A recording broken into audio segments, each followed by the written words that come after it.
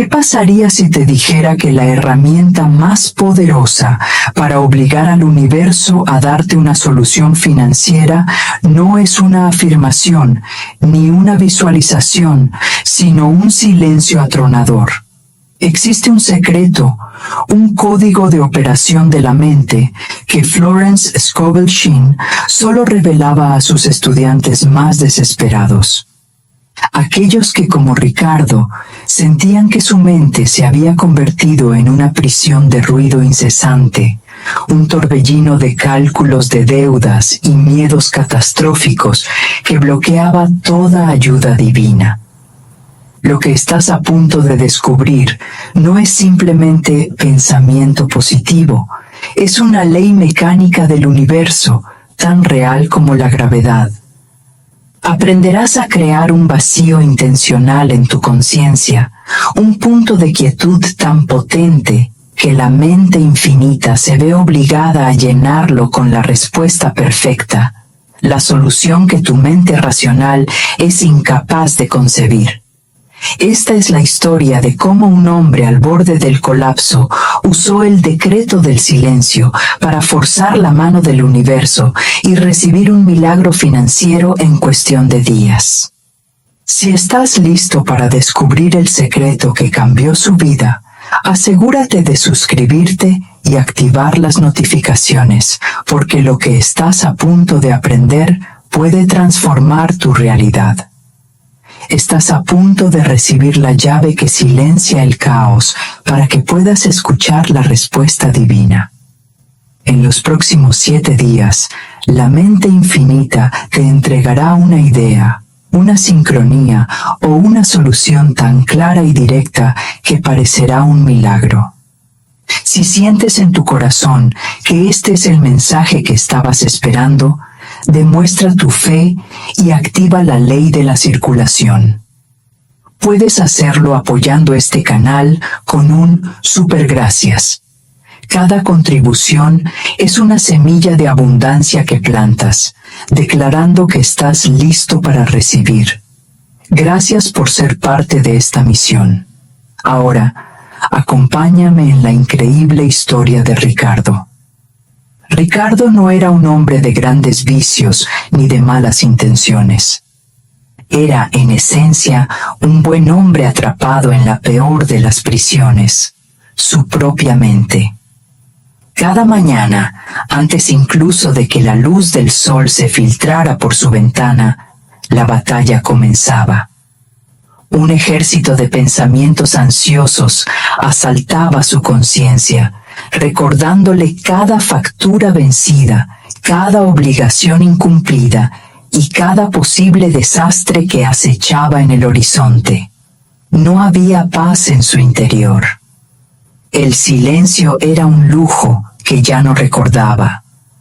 Su mente se había convertido en una máquina calculadora que nunca se apagaba, repasando cifras imposibles y escenarios de fracaso una y otra vez. Intentaba pensar en soluciones, pero era como tratar de encontrar una llave en medio de un huracán. El ruido era tan ensordecedor que cualquier atisbo de inspiración o calma era aniquilado al instante.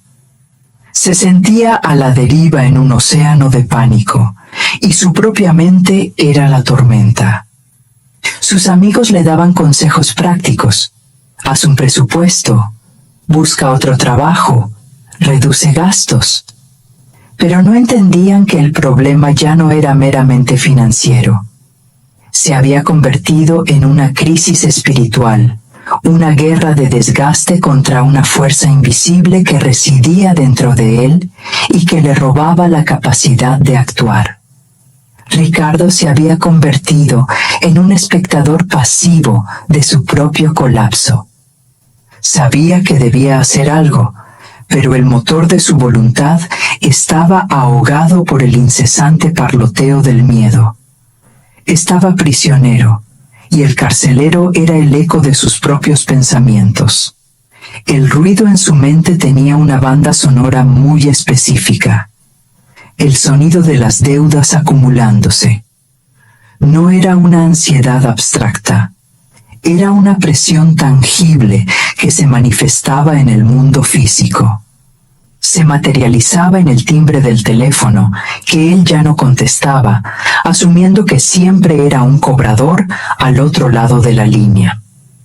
Eran los sobres con ventanas de plástico que llegaban por correo, cada uno con una advertencia más severa que el anterior. Ricardo los apilaba en un rincón de la mesa de la cocina, sin abrirlos, como si ignorarlos pudiera hacer que su contenido desapareciera. Pero su energía negativa impregnaba la casa, un recordatorio constante de su fracaso y de la montaña que crecía día a día. Cada conversación, cada momento de aparente calma, era interrumpido por un relámpago mental.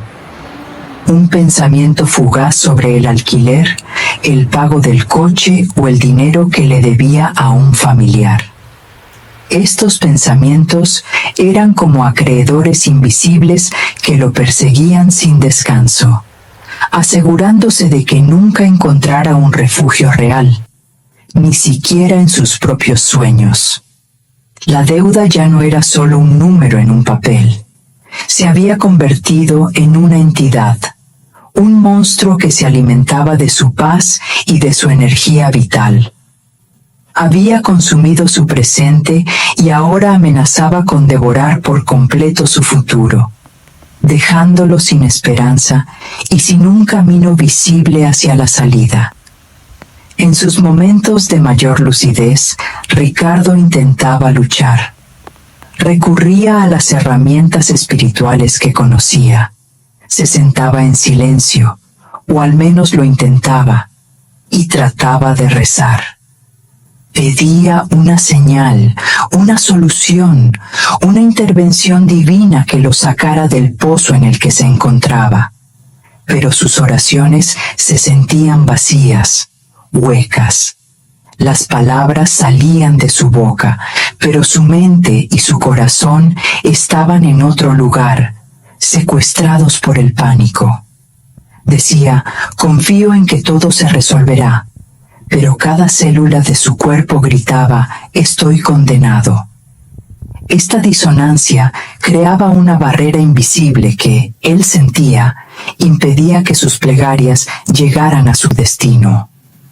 Eran como cartas enviadas sin sello, devueltas al remitente. Probó con las afirmaciones.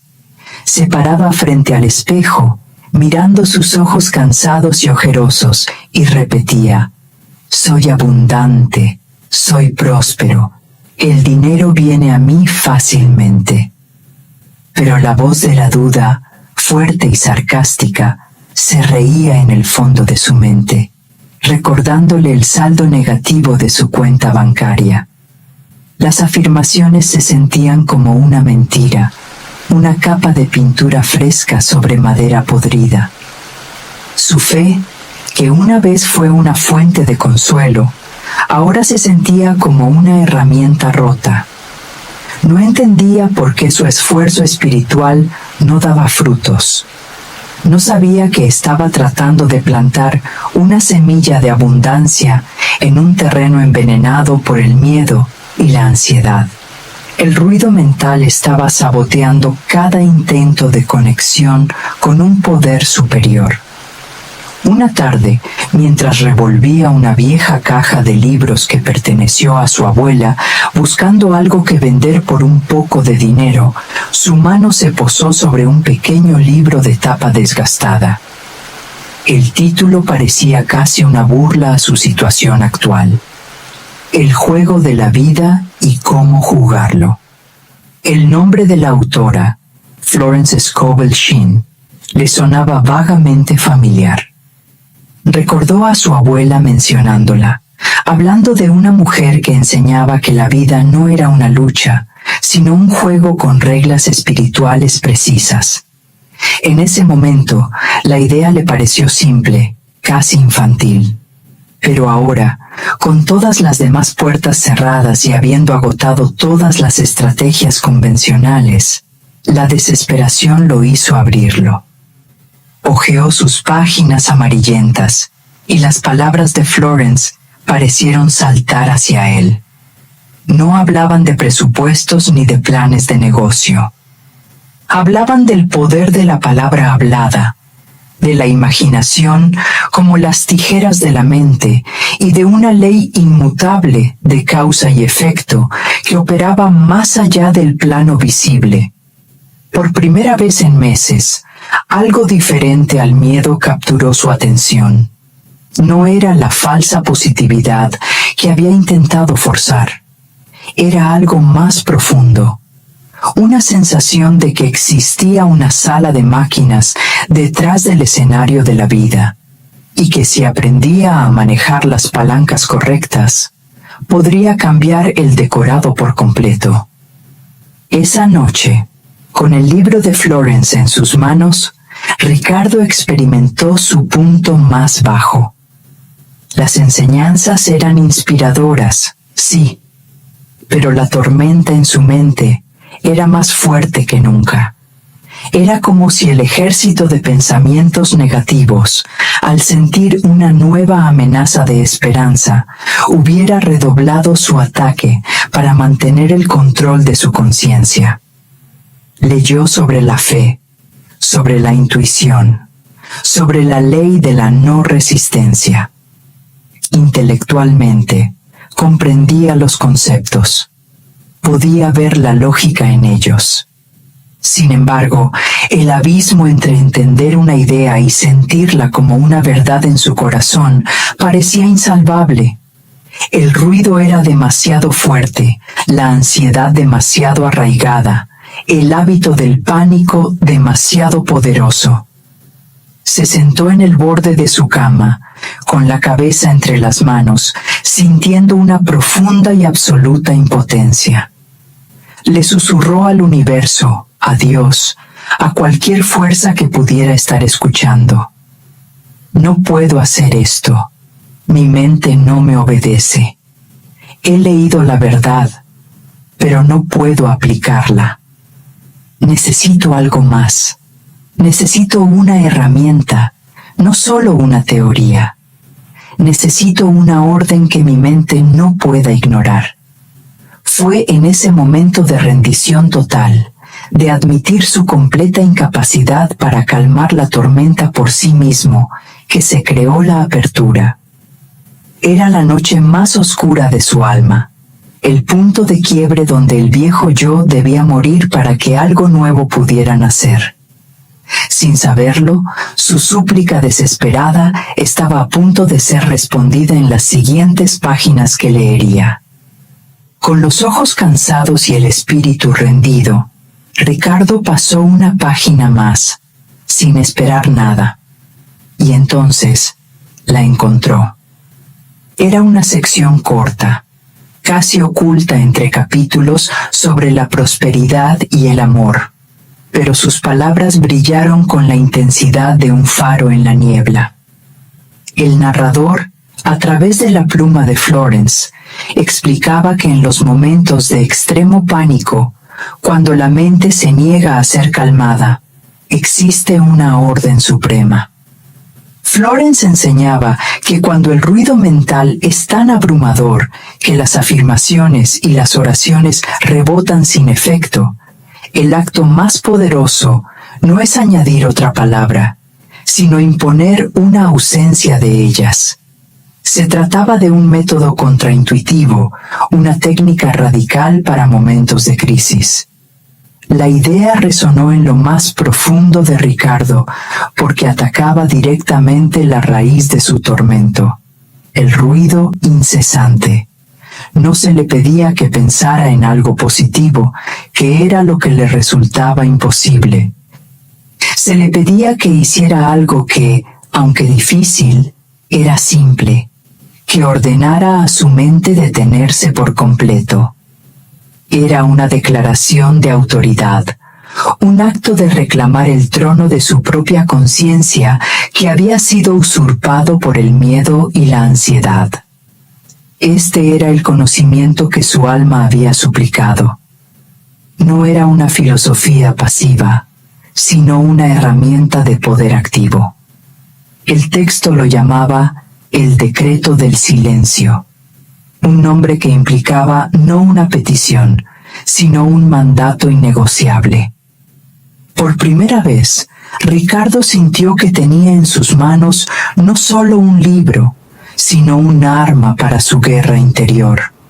Para comprender el poder de este decreto, Ricardo primero tuvo que asimilar un principio fundamental del universo que Florence exponía con una claridad asombrosa. La mente infinita, esa vasta inteligencia y sustancia de la que todo está hecho, aborrece el vacío. Esta ley no era una metáfora poética, sino una realidad operativa del cosmos. El narrador explicaba cómo la naturaleza se apresura a llenar cualquier espacio vacío. Si se crea un hueco en la tierra, el agua o el aire lo llenarán. Del mismo modo, si se crea un vacío en la conciencia, la inteligencia divina se apresurará a llenarlo con su propia sustancia, que es la solución perfecta, la armonía y la provisión. Ricardo tuvo una revelación. Su mente no estaba vacía, al contrario, estaba abarrotada.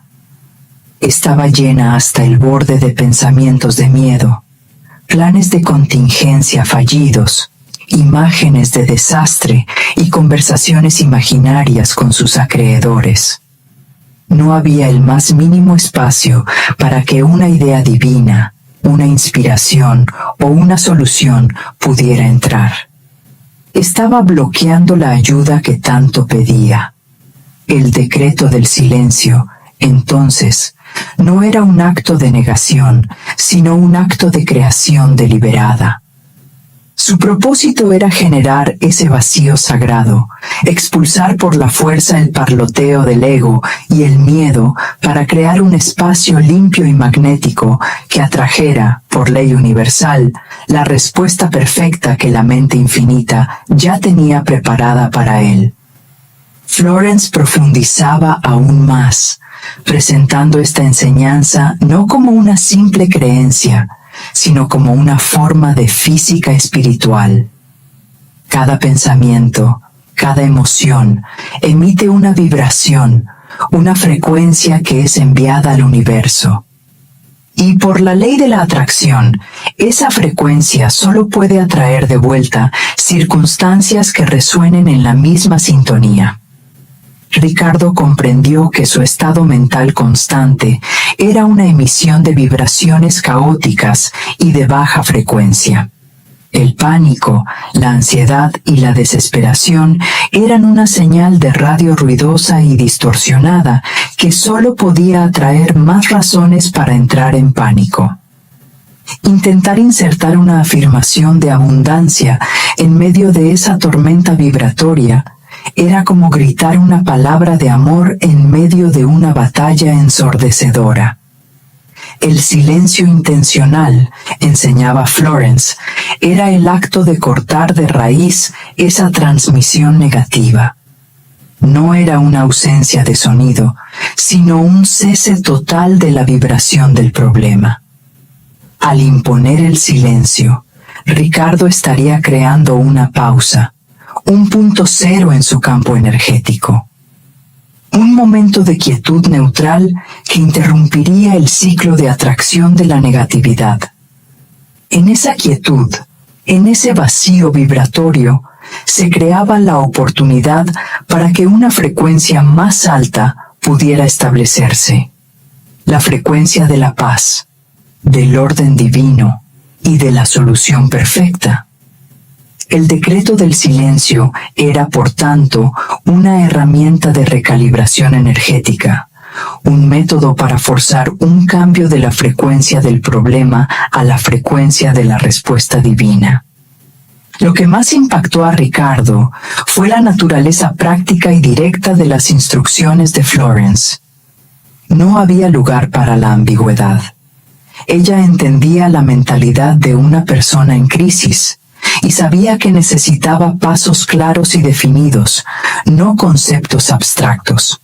Se dio cuenta de que esta no era una meditación pasiva, sino un ejercicio activo de la voluntad. El primer principio del decreto era entender que se trataba de una orden, no de una súplica. Florence le enseñó que cada individuo es el rey de su propio reino mental, y aunque el miedo hubiera organizado un motín, el soberano todavía tenía la autoridad para restaurar el orden.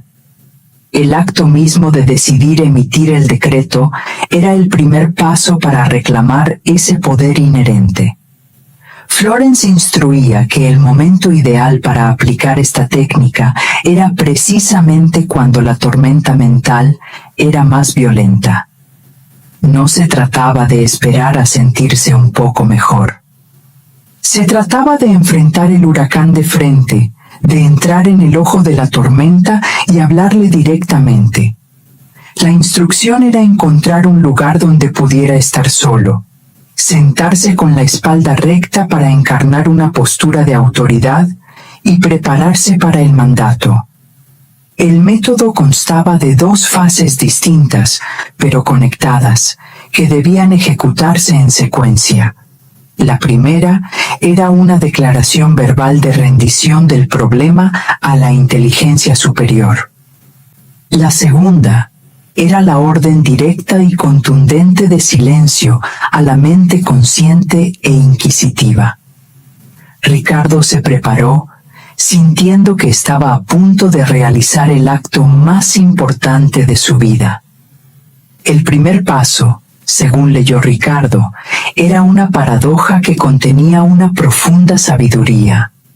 Para tomar el control absoluto de su mente, primero debía renunciar por completo al control del problema. Esta no era una rendición a la derrota, sino una transferencia consciente de la carga a un poder infinitamente más capaz de manejarla. Siguiendo las instrucciones al pie de la letra, Ricardo cerró los ojos. No intentó forzar la calma. Simplemente observó por un instante el caos que reinaba en su interior. Luego, respiró hondo y en un susurro cargado con todo el peso de su lucha, pronunció las palabras que Florence sugería. Declaró en voz alta que su intelecto había llegado a su límite, que no tenía la solución y que renunciaba a seguir buscando una por sus propios medios. Con este acto se dirigió a la mente infinita, al Espíritu Santo en su interior, y le entregó formalmente la totalidad de su situación financiera. Le pidió que se hiciera cargo, que disolviera todo lo que no fuera del orden divino y que revelara el plan perfecto. No le dijo a Dios cómo hacerlo, simplemente le entregó el problema sin condiciones. Este acto de rendición consciente fue increíblemente liberador. No resolvió la situación al instante, pero cortó la cuerda que lo mantenía atado a la obligación de resolverla solo. Fue una instrucción directa a su subconsciente para que dejara de luchar, para que soltara la tensión. Ricardo sintió cómo una pequeña parte de la presión que oprimía su pecho se disipaba, creando el espacio necesario para el siguiente y más crucial paso. Justo después de la rendición consciente, en ese breve instante de alivio, llegaba el momento crucial. Este era el paso que exigía la voluntad más firme, la orden que separaba la esperanza del resultado. Florence enseñaba que inmediatamente después de entregar el problema, la mente lógica, el ego, intentaría arrebatarlo de nuevo, comenzando su ciclo de dudas y análisis. Para prevenir esto, Ricardo debía ejecutar el segundo paso sin demora. Con la misma autoridad de un general dirigiéndose a sus tropas, respiró hondo y pronunció la orden en voz alta y firme. Dijo: «Mente consciente, te ordeno que te silencies, Este asunto está ahora en manos de la inteligencia infinita y tu interferencia ha terminado. Calla.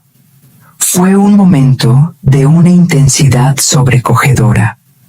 Por primera vez, Ricardo no estaba discutiendo con sus pensamientos, ni razonando con ellos, ni intentando reemplazarlos.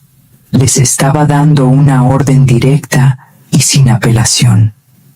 No era una petición, sino un decreto.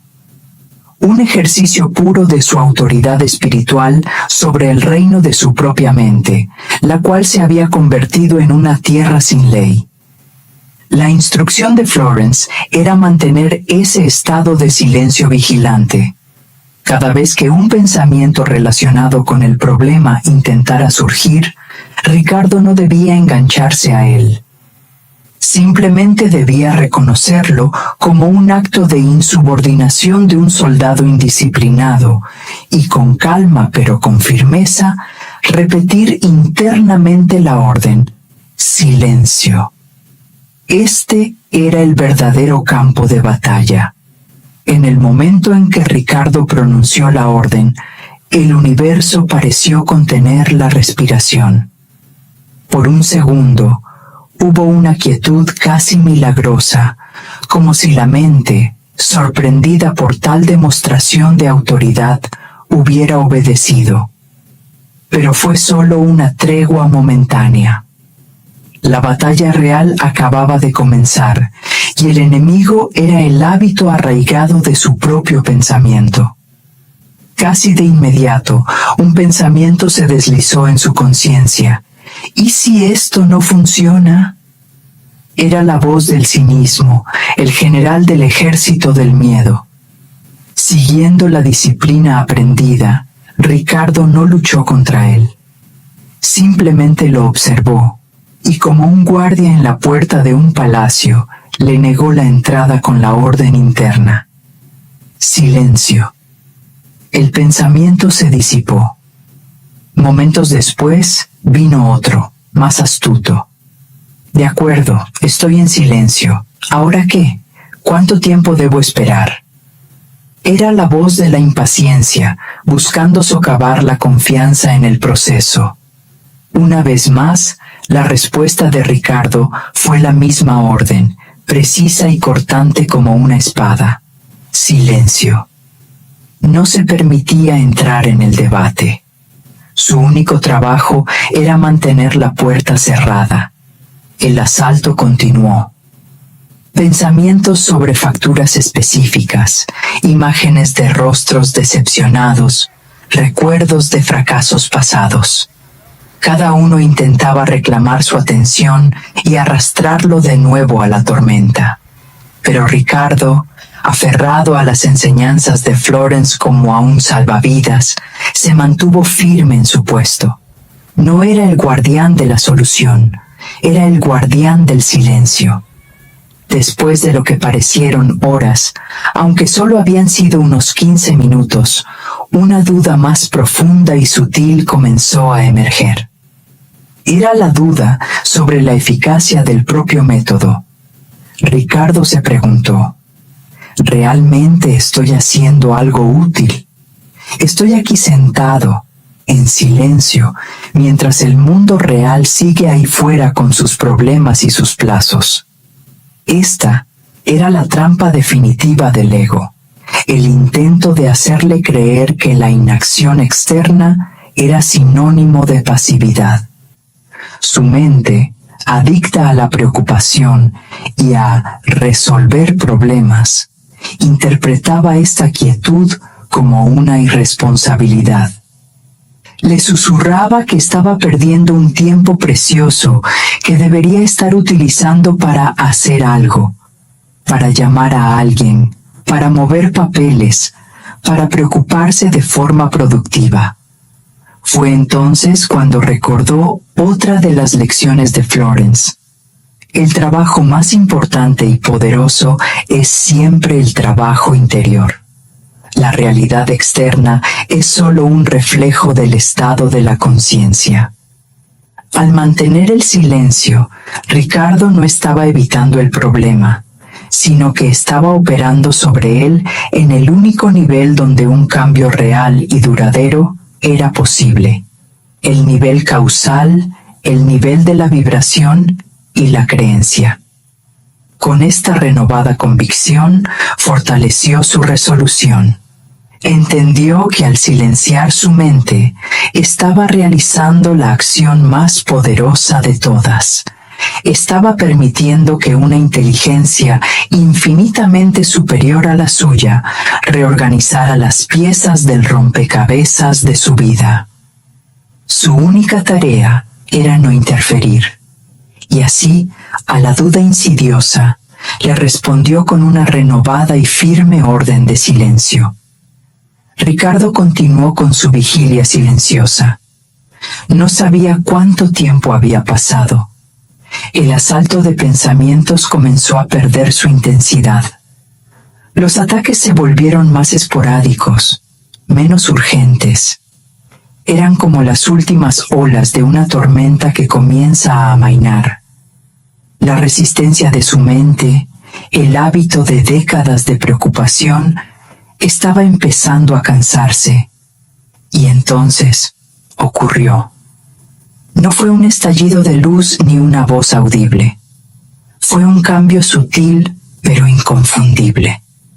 En el espacio entre dos pensamientos, Ricardo sintió algo nuevo, una profunda sensación de paz. No era una paz forzada, sino una calma que emergía desde lo más profundo de su ser, como agua fresca brotando en un desierto. Fue el momento en que la resistencia finalmente se quebró. La mente, al darse cuenta de que sus tácticas de pánico ya no recibían atención, finalmente cedió. Dejó de luchar. En ese instante, el silencio dejó de ser una orden impuesta y se convirtió en un estado natural. El vacío que había estado tratando de crear por la fuerza, de repente, simplemente era. En esa quietud profunda y sanadora, Ricardo sintió una oleada de alivio tan intensa que casi le hizo llorar. Era la sensación de un prisionero que, después de años de escuchar el estruendo de sus cadenas, finalmente experimenta la libertad del silencio. Ya no sentía la necesidad de luchar. Simplemente descansó en esa paz, sabiendo, sin saber cómo, que su orden había sido escuchada en los reinos invisibles. Al levantarse de su silla, Ricardo sintió que el mundo era el mismo, pero él era diferente. La pesada carga que había estado llevando sobre sus hombros, esa nube negra de ansiedad que lo seguía a todas partes, se había disipado. No es que tuviera una solución en sus manos, ni que el dinero hubiera aparecido mágicamente en su cuenta. Pero la sensación del problema había cambiado fundamentalmente. La atmósfera psíquica de su ser se había transformado. Donde antes había un nudo de tensión en su estómago, ahora había una sensación de calma expectante. El futuro, que momentos antes parecía un callejón sin salida, ahora se sentía como un espacio abierto, lleno de posibilidades que aún no podía ver. La presión había desaparecido. Salió a la calle y notó cosas que no había percibido en meses. El color del cielo, el sonido de los pájaros, la sonrisa de un extraño. Era como si hubiera estado viendo la vida a través de un cristal sucio y el decreto del silencio lo hubiera limpiado por completo. Su energía había cambiado y como resultado, su percepción de la realidad también lo hizo. Este cambio interno era la primera y más importante manifestación. Florence enseñaba que el universo no responde a nuestras palabras, sino a nuestra vibración. Al cambiar su estado interno de pánico a paz, Ricardo había alterado fundamentalmente la señal que estaba emitiendo. sin saber los detalles. Sabía con una certeza absoluta que la respuesta estaba en camino. Atraída ahora por la nueva